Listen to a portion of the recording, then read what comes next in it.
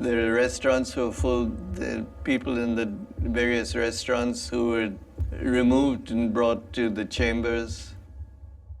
So the staff was terrific. Without a master plan of evacuation, they moved people to safer places, but many of them got killed in the process.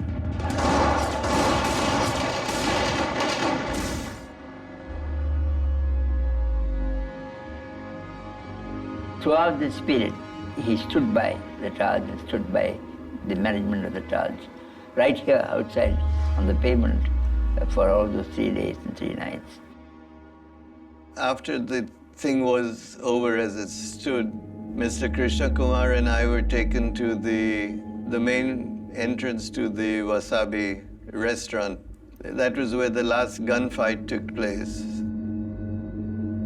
There were bullet holes in the wall, the broken glass and burnt wallpaper and stuff.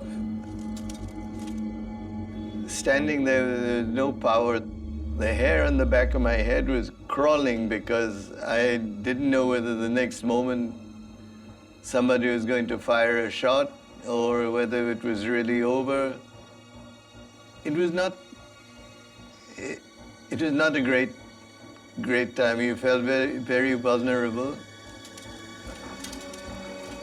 And it took some degree of forced determination that it was over to really believe that it was over.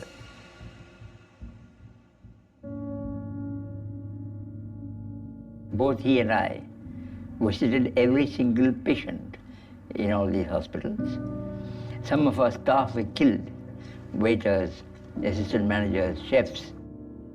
And then the idea came that we should not confine ourselves only to the Taj, the people who were affected by the attack from the Taj itself, that there is a larger population from the Chhatrapati Shivaji terminus and from the Kama hospital area and so on, who were shot and were killed. So then the thought came to us that we should start a humanitarian public welfare trust. And we set it up in the Taj. It wasn't just the Mumbai terror attacks.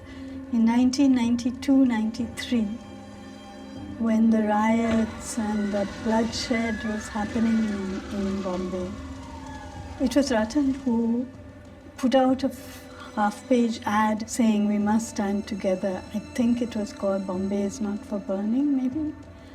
And he himself appeared before the Sri Krishna Commission to testify about what he had seen and the appalling situation that he had seen. It was very much in character with him. In many ways, I feel very proud of what the Taj was able to do. Whatever they did, we rebuilt it brick by brick to be a better place than it was.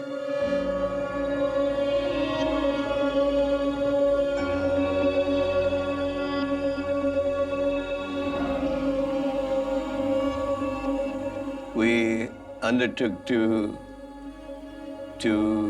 educate the children of those who had been killed, pay their salaries to the day of their retirement if they had been alive. And you feel proud that you were able to do that.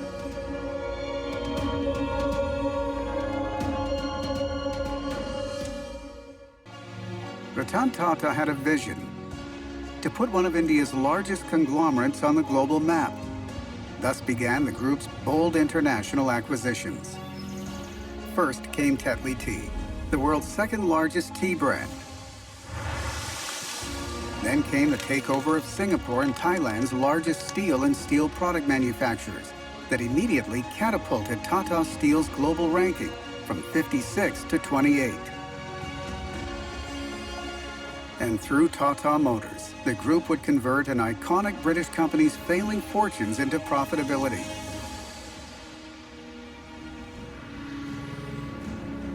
The acquisition of JLR had a dramatic impact. It made Jaguar Land Rover an international brand and also put Tata Motors into a totally different league worldwide.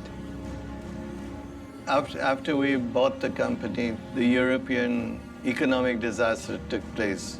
From the outside, it looked like we'd made a very stupid move. We put more money into the company than it had cost us to buy the company. And I think that saved the day, because when the market started to reopen and get healthy again, instead of 2 products, we came out with 4 or 5 new products. This helped the resurgence of Jaguar and Land Rover. Today, the Tata Group owns 19 European companies and employs 60,000 people in Europe alone. Under Ratan Tata's chairmanship, revenues grew from around $10 billion in 1991 to over $100 billion in 2012. Yet the core philosophy of Ratan Tata, the emotional businessman, is that of altruism, a selfless concern for the welfare of people. You need to go to the origins of the group.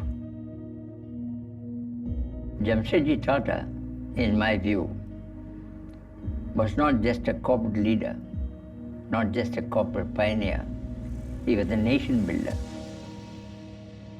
The concept was 66%, that's 2/3 of the shareholding of Tata Sons is held by the trust. I would think the way that the Tata Group itself is structured and the fact that the trusts actually control the group, that's the DNA. You know, the genesis of the Tata Group is philanthropy. It's about giving back to society. The owning family today, whichever Tatas are still there, they don't own the company. They may hold 1% each or something of that sort. What Ratan Tata did was to make the philanthropic trust much more dynamic in going out and doing its mission of service. Actually, the philanthropic part of the business was very low-key. It was at that time more an issue of dealing with individual hardship. You know, somebody needed money for an operation, or a cancer hospital was there to provide cancer treatment or fundamental research. And that has gone through a transformation now to looking at bigger projects and being involved with those projects rather than just funding them. What people remember is the image of the Tatas as a gloriously ethical company and a classy company, and one that has spread itself while still taking great care of its employees and its staff. In 2012, a 75-year-old Ratan Tata officially retired from the helm of the Tata Group. Yet he refuses to rest on his laurels. Curiosity and restlessness propel him forward. I had the reputation of taking things apart and not being able to put them together. I remember as a little boy, I was intrigued by how did a zipper keep things closed. And my father would get upset with me saying, stop engrossing yourself with little stupid things of this nature. But I remember looking at a zipper with a magnifying glass to stick together in this direction, come apart. You can see that curious twinkle in his eyes even now. Whenever I talk about any aspect of our business, he's never a passive listener. He always has a follow-up question, and he's always very engaged, trying to learn how do things work and what will be the outcome of taking a certain step or decision. Over 30 entrepreneurs, just like Kunal Bell, of Snapdeal, have received a boost from Ratan Tata. As he encourages and guides these founders, he becomes a learner too. Going back in time, there are many there were many moments when I had an idea or something and people pushed me down. So it's, I think, very refreshing to be with good young minds and be able to interact.